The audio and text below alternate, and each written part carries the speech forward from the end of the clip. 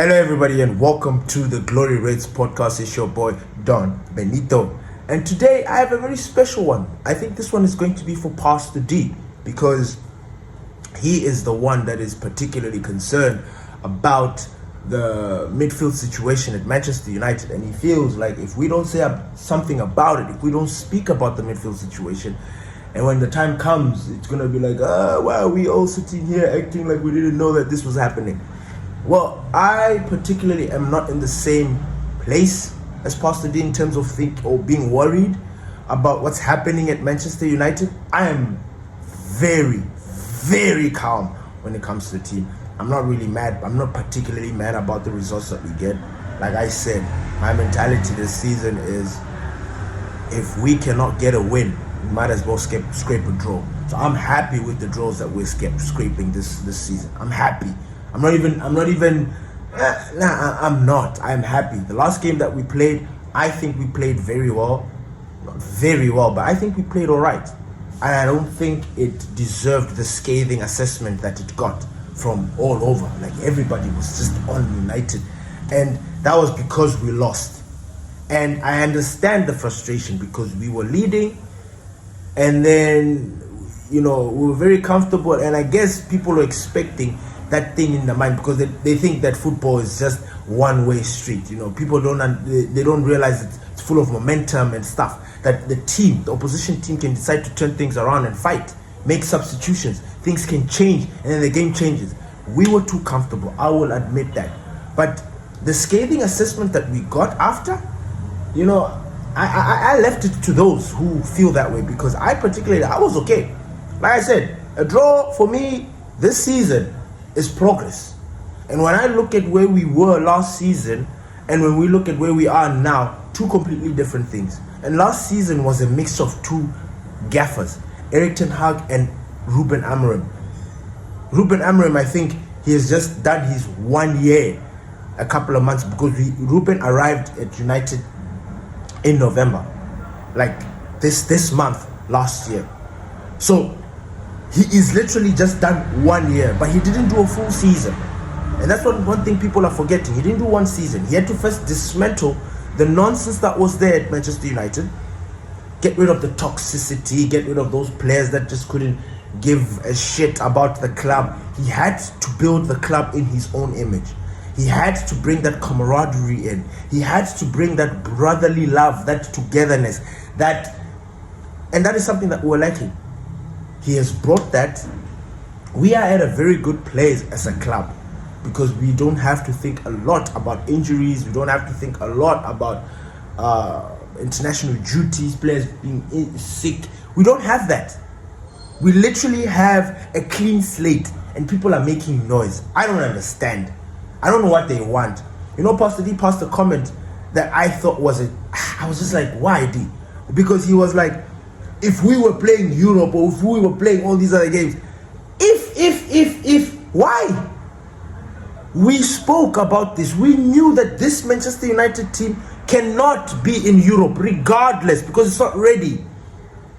So when we start mentioning things of like, if it's like we are looking. So for me, every negativity that I hear or everything that I hear like now, I feel like it's negativity. We absolutely understand that, look, Manchester United is not where we're not yet the finished article. We are building ourselves there. The attitude that I'm seeing from a lot of these fans right now, it's like, because we're now moving in a great place, we should be Manchester United of old. Like they want us to just and then be there. I understand the PTSD that some of you have, but come on. It is really frustrating seeing people stuck in the past, stuck in this weird, scared position. We are Manchester United. I am one person that will, like, if we were not vibing or if we were not doing the things that we were doing, if things were just completely bad, I would have been the one to speak up and say, look, not that sorry, and by the way, not that my opinion matters or anything like that, but you would have gotten a lot of push from me. You would have got the resistance from me. But I'm not. And I think that should tell you something because look, we're not yet there. We're not yet there. If there is a crisis, if there's a crisis brewing in the near future, whatever, we're not yet there. We're nowhere close. This team is firing. It's just little things, little things. Holding on to the game, that we are holding on to a lead. You know, these little things. We are now bringing in other problems to Manchester United. So, sorry for that little rant, because I needed to say my piece. I am in a very comfortable place with Manchester United. I am happy. I'm not saying that everything is smooth sailing. No, I'm not saying that. But I think the criticism and the moaning that our team gets, it is unnecessary. We're not yet there. You know? So, like I said, this topic is particularly dedicated to Pastor D because he's concerned about our midfield situation, and I'm here to talk about the midfield situation. The price has been set for Elliot Anderson. Now, as you know, Manchester United have been locked in on midfielders this season. We're looking to get our own marquees. It looks like Manchester United are planning a statement signing, you know. Just based on the reports that I'm reading, it looks like United also, they want, because we are Manchester United, we also need to have an expensive player. So they are looking into that. So Elliot Anderson, his price has been set. It is going to be between 100 and 120. Just like Baliba, just like Caicedo's price, just like all the other 100 heavy hitters that have left their clubs to go to the new clubs. He's going to cost over 100. Now, the one article that I read in particular was like, nah, Manchester United are thinking about pushing for him. They are locked into him. And especially because now because he's been given and he got an England call up. And he has been absolutely amazing for England in those games. He just looks like, he is, you know. So Manchester United are locked into that. So that one can only happen in the summer. So for another midfielder, when it comes to Elliot Anderson, we're gonna have to wait until the summer because that one is not happening.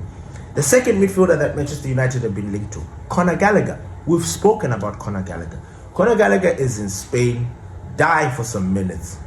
He is not playing, he's just there rotting. Conor Gallagher fits or suits, is the profile player that Ruben Amorim is looking for. Tenacious, hard-working, box to box, has got 3 lungs, you know, that kind of stuff. Conor Gallagher is the right pick for Manchester United and Ruben Amorim, and they're looking into this. Mind you, this is also a fact that Manchester United were actually thinking about bringing him in.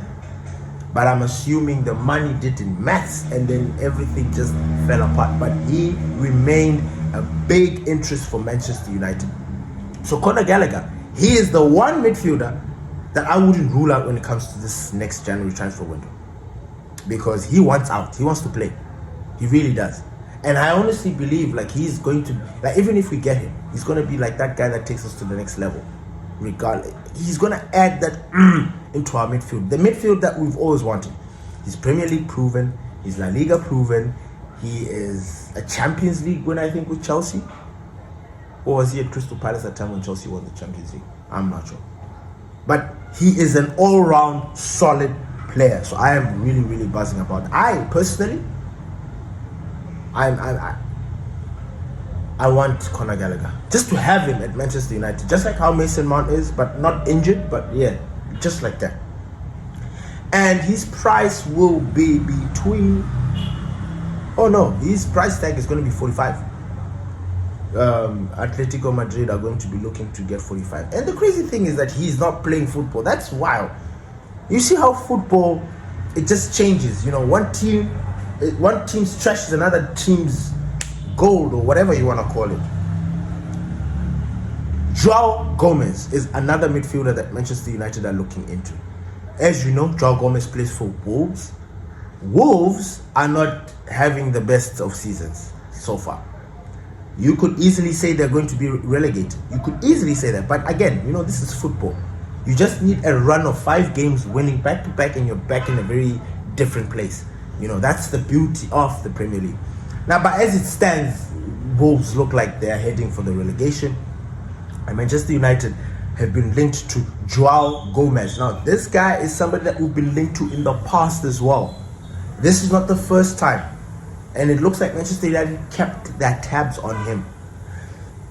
So you can imagine, a player like Joao Gomes, he's actually a dream. Like, if we were to get him, he's short, low center of gravity players, you know, like Vitinha or Ruben Neves, you know, these short guys who can turn and, you know, I mean, this would be absolutely amazing, you know, if we were to bring him. Now, I think he's going to be cheap, because if Wolves are being relegated, you know, they're in no powerful position to be demanding shit, you know. So I'm assuming when it comes to that, we might be able to make a deal. I don't know about the January, but this guy looks like he also could be in that category, like Conor Gallagher, where we might be able to do something in January for him. Another midfielder that Manchester United, and this one I don't see him being talked about a lot. You know, this is kind of like niche. For those that know, they know. Alex Scott, Bournemouth. Boy got his international call-up. First international call-up. And for the right reasons. He's been bossing it at Bournemouth. You know, he's been doing the business for Bournemouth. He is well known for his dribbling, his composure, and his creativity in that midfield. So Manchester United apparently are keeping tabs on him as well. Oh, Pastor D, I hope you are listening, because these are midfielders that are being spoken about. These are linked to Manchester United, and I hope this gives you peace, because I can guarantee you that January we are going to add into our arsenal. We are going to add into our squad. I just don't know who. I don't know which position it's going to be. I have a strong feeling, not a strong feeling, I have a gut feeling that it could be a midfielder, budget midfielder, but very good. Somebody to help us, you know, take us there. Bournemouth bought this player in 2023, and he's been doing very, very well. They bought him for 25 million, and his price tag has also been set. Should Manchester United go in for him, he's going to cost between 40 and 50 M's plus add-ons, because he is a rising star and moving forward. Kobbie Mainoo. I wanted to talk about Kobbie Mainoo because I do not know what's going to go on with Kobbie Mainoo. As you can see, we are talking about midfielders. I don't know what that means for Kobbie Mainoo, honestly. I've tried, you know, every time I speak on Kobbie Mainoo, it feels like I hate him, or I don't want him to be at the club when it's not like that. I'm just spitting the facts, and it just seems like Kobbie Mainoo is just not up to par, or it's just not up to it, or it's just, I don't know. I don't know. I'm looking for stories. Everywhere I read is that Kobbie Mainoo is working hard. Kobbie Mainoo is just putting his head down, doing his thing, and trying to get there. Then I'm just getting these other stories this side that Ruben Amorim there's this almost like he's disappointed that these guys are not fighting hard enough to get into the first team, and that should tell you a lot. Like, I'm not gonna sit here and think that our gaffer is talking shit by saying, now look, I need the guys who are on the bench to work harder than the players that are not starting. I need them to work harder than they actually are right now. That's why they're not starting. You know, these are just bombshells being dropped, and we're listening and people are ignoring. This is a big red flag. Not red flag not in Ruben, but in a sense that, look, what the fuck is going on with Kobbie? We already know with Urgate that, look, the gaffer Urgate, that relationship is done. He might respect him as a player, and because he's still contracted to Manchester United. But Ruben Amorim is not convinced by Urgate's capabilities, his skills, what he can do. He's not sold. You know the story that is circulating during the Europa or whatever, when Garnacho got that mouthful.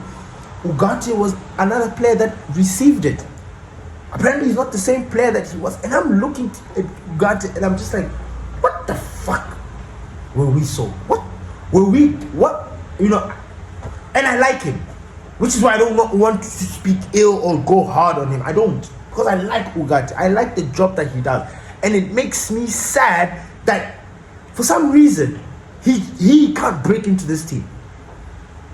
Him and Kobbie, 23-20, failing to dislodge 30-year-olds. man, that for me says a lot. I'm not saying that Kobe Mainoo is not a generational talent, but the fact that he's failing to break into our Manchester United squad, he's going to fall into the same category as Rashford, as Anthony, as Sancho, as all these players who failed to do it at Manchester. Whether you like it or not, that's what it's going to be. Kobe failed at Manchester. Boyhood, what grew up. But the narrative is like, look, you failed. Just like Rashford. You're going out there having a good time at Barcelona, whoop-de-doo, scoring goals, assisting left, right, and center. Where was all of that when you were at Manchester? You understand? So I don't want Kobe Mainoo to leave in order for him to discover his potential or whatever. Like, it's just one of those situations. But I wanted to make sure that I brought this update for you, because I know that a lot of you are worried. We cannot carry on with this, and rightfully so. We can't carry on with the midfield of Casemiro and Bruno. No. Not with all these reports that, hey, Bruno's upset that he's playing in the midfield, which I don't buy. And all these other stuff. Like, I'm just like, whoa. So, we need to be in a place where whatever team that we get, whatever midfielder that we're linked to, or if we want a midfielder, or if we want a player, we need to go out there and get it. We need to show that interest and get it. Thank you, everybody, for listening to the Glory Reds podcast. It's your boy, Don Benito. Peace.